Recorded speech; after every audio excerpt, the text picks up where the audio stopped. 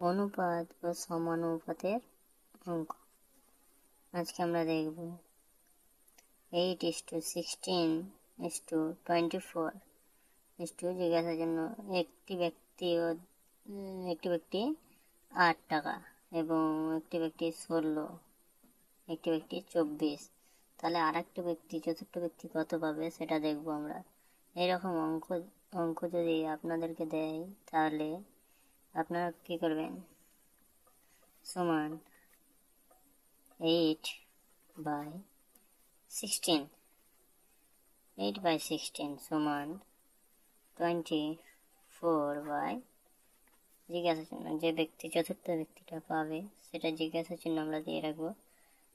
তারপরে লাইন ঢুকবো, এটাকে 24 গণিত 60টা উপরে চলে যাবে, 60/8 দিয়ে কাটবো আমরা। 8 দিয়ে কাটতে পরে 8 16 8 দুগুণ 16 হয়ে গেলে পরে তাহলে আমাদের উত্তরটা চলে আসবে 2 দিয়ে। 24কে 2 দিয়ে গুণ করে দেবো। 24কে 2 দিয়ে গুণ করলে আমাদের কত আসছে? আমাদের আসবে 48। এটা হলো এর অ্যান্সার। এইভাবে একই প্রকার আমরা আর একটা অঙ্ক দেখব। 2 18 ও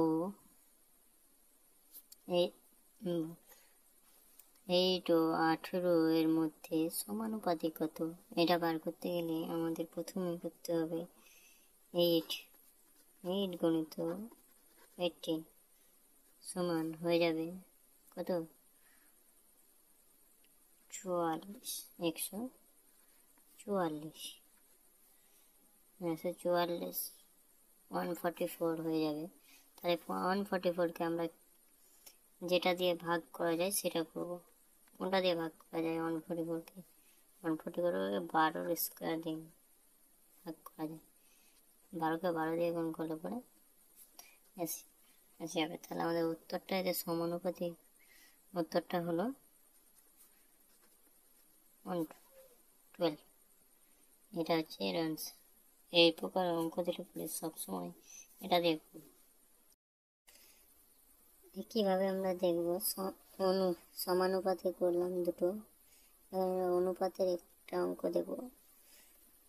এখানে দুটি সংখ্যার যোগফল 40 এবং বিয়োগফল 4 হলে সংখ্যাটির অনুপাত কত হবে?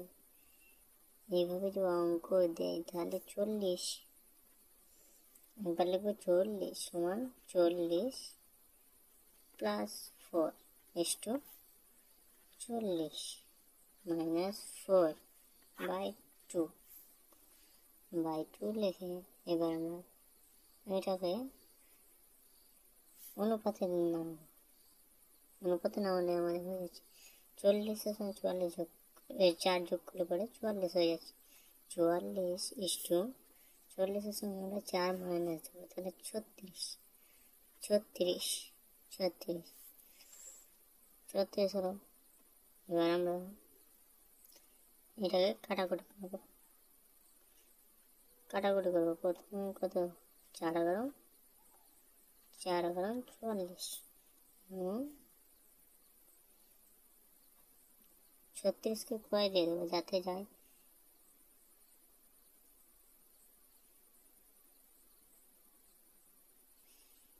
4 × 44। 36কে 4 দিয়ে দেবো আমরা। 4 দিয়ে দিলে পরে কত হয়ে যাবে? 4 × 9 = 36। 4 × 9 = 36। তাহলে আমাদের উত্তরটা বেরিয়ে যাবে 11:9। তাহলে উত্তরটা হয়ে যাবে 11:9।